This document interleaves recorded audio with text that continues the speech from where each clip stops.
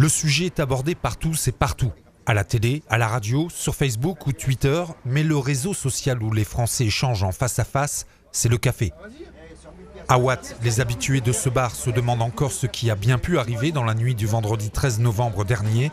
Entre incompréhension, colère, dégoût, chacun a son avis, son analyse, ou est marqué par le désarroi. Et là, j'ai vu que tout a pété, en fait, j'ai halluciné quoi. Ouais, je sais pas en fait. Je suis comme tous les Français, j'ai été surpris.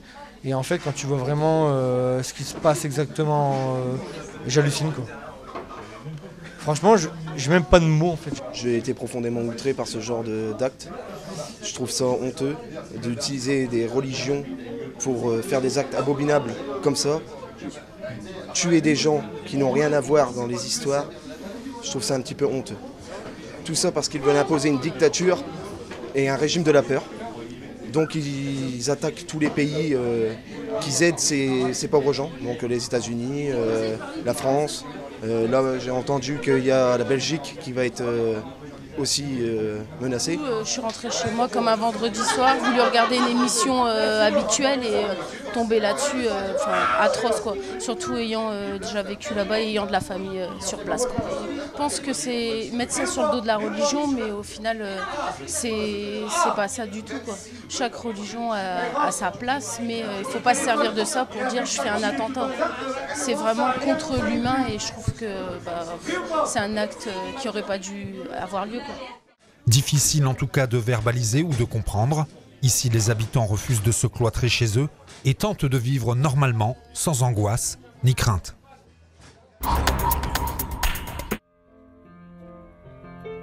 Le temps s'est suspendu ce lundi à Gravelines comme partout en France.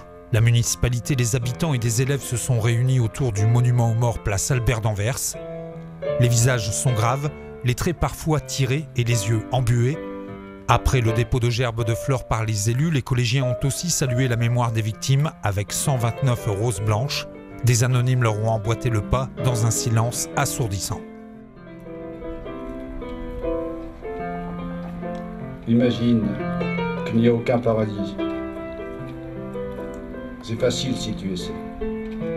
Aucun enfer en dessous de nous. Au-dessous de nous, seulement le ciel. Imagine tous les gens vivant pour aujourd'hui. Le but du terrorisme est de terroriser et donc de paralyser l'activité. Nous devons de résister, de continuer à vivre et à œuvrer dans nos activités. C'est le plus bel hommage que nous puissions rendre aux victimes du drame que nous venons de vivre et le meilleur message à transmettre aux commanditaires de nos agresseurs. Oui, j'ai souhaité qu'avec cette minute de silence sur toute la France, nous ne soyons pas isolés les uns les autres, mais rassemblés. Je pense qu'on doit être dans un moment de grand rassemblement du peuple français. Et c'est ce que j'ai souhaité faire modestement à l'échelle de la ville de Gravelines. Et je me réjouis que la population s'est déplacée en nombre, et notamment les jeunes, très présents. Et je remercie le monde de l'enseignement pour sa mobilisation également, parce que c'est aussi la jeunesse qui a été touchée par cet attentat de vendredi à Paris.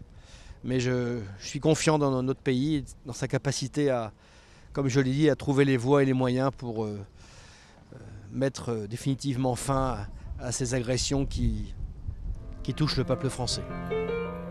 Bertrand Ringot, le maire de Gravelines, a lui aussi rappelé, comme Patrice Vergrit à Dunkerque samedi, qu'après le recueillement, il faut maintenant faire place à l'unité nationale. Alors que la France abasourdie cherche encore à comprendre, les témoignages de sympathie, les recueillements et les cérémonies se déroulent partout dans l'Hexagone. À Dunkerque, Patrice Vergrit, le maire de la ville, a souhaité que les Dunkerquois puissent témoigner sur le parvis des droits de l'homme ce samedi après-midi, leur soutien aux victimes, à leurs proches et à leurs familles. C'est une douleur immense et une incompréhension totale devant une telle barbarie. C'est la raison pour laquelle j'ai souhaité que chaque Dunkerquois puisse leur témoigner un soutien au cours de l'après-midi sur ce parvis des droits de l'homme. Au-delà du recueillement, le temps de l'unité et de la résistance est aussi venu. Ce matin, Les témoignages des survivants m'ont frappé. Quelques minutes, parfois, après avoir échappé à la mort, ils nous délivraient aussi leur détermination avec une force inouïe. Après une minute de silence, les élus de l'agglomération ont déposé une gerbe de fleurs, puis les Dunkerquois auront à leur tour déposé des roses blanches. L'édile rappelle qu'après le recueillement vient le temps de l'unité et de la résistance.